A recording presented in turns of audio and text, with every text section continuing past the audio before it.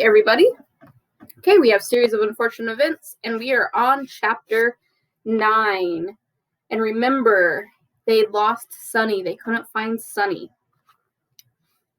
Yes, Count Olaf continued. It certainly is strange to find a child missing, and one so small and helpless. Where's Sunny? Violet cried. What have you done with her? Count Olaf continued to speak, as if he had not heard Violet. But then again, one sees strange things every day. In fact, if you two orphans follow me out to the backyard, I think we will see something rather unusual. The Baudelaire children didn't say anything, but followed Count Olaf through the house and out the back door.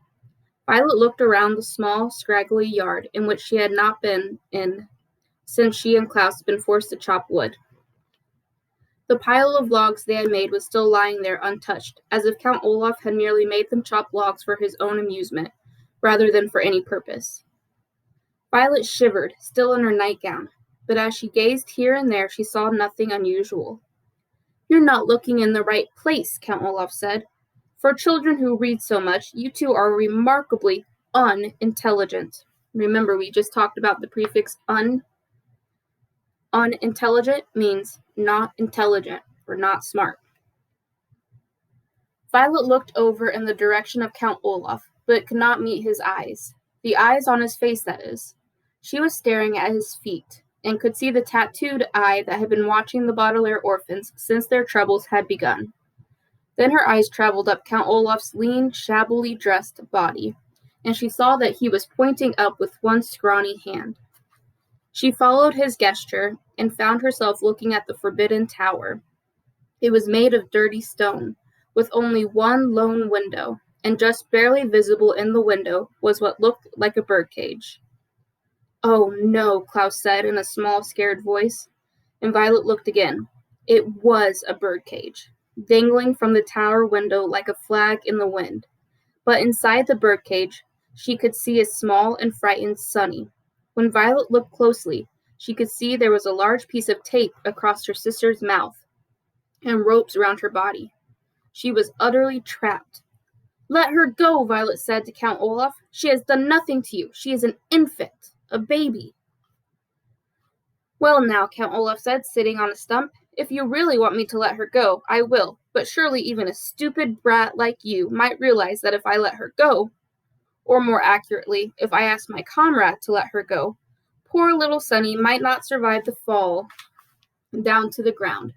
That's a 30-foot tower, which is a very long way for a very little person to fall, even when she's inside a cage. But if you insist... No, Klaus cried, don't! Here's a picture. So Sunny's up there. Violet looked into Count Olaf's eyes, and then at the small parcel that was her sister, hanging from the top of the tower and moving slowly in the breeze. She pictured Sunny toppling from the tower and onto the ground, pictured her sister's last thoughts being ones of sheer terror. Please, she said to Olaf, feeling tears in her eyes. She's just a baby. We'll do anything, just don't harm her.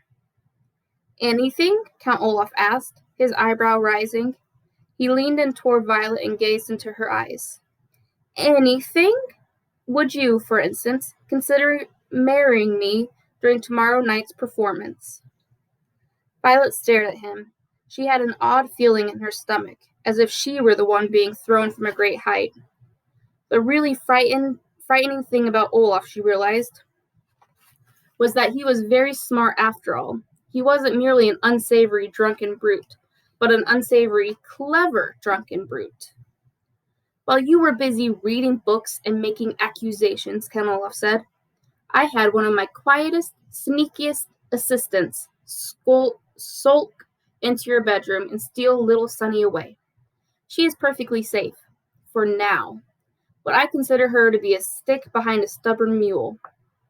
Our sister is not a stick, Klaus said.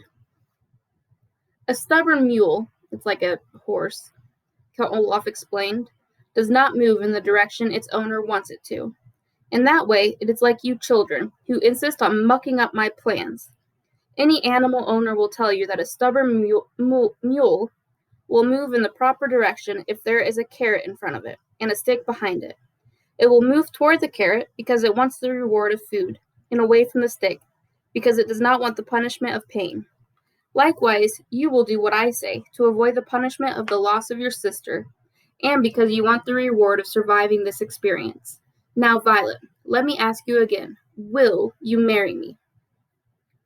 Violet swallowed and looked down at Count Olaf's tattoo.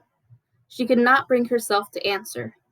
Come now, Count Olaf said, his voice faking, a word which here means feigning, kindness. He reached out a hand and stroked Violet's hair. Would it be so terrible to be my bride, to live in my house for the rest of your life? You're such a lovely girl.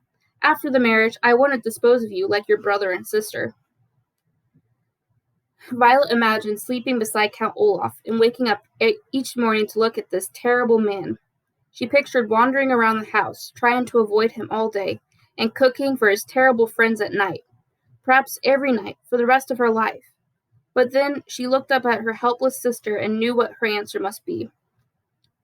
If you let Sonny go, she said, finally, I will marry you. I will let Sonny go, Count Olaf answered, after tomorrow night's performance. In the meantime, she will remain in the tower for safekeeping, and, as a warning, I will tell you that my assistants will stand guard at the door to the tower staircase, in case you were getting any ideas. You're a terrible man, Klaus spat out, but Count Olaf merely smiled again. I may be a terrible man, Count Olaf said, but I have been able to concoct a foolproof way of getting your fortune, which is more than you've been able to do. With that, he began to stride toward the house. Remember that, orphans, he said. You may have read more books than I have, but it didn't help you gain the upper hand in this situation. Now, give me that book which gave you such grand ideas, and do the chores assigned to you. Klaus sighed and relinquished a word which here means gave to Count Olaf, even though he didn't want to, the book on nuptial law. He began to follow Count Olaf into the house, but Violet stayed still as a statue. She hadn't been listening to that last speech of Count Olaf's, knowing it would be full of the usual self-congratulatory nonsense and despicable insults. She was staring at the tower, not at the top where her sister was dangling, but the whole length of it. Klaus looked back at her and saw something he hadn't seen in quite some time.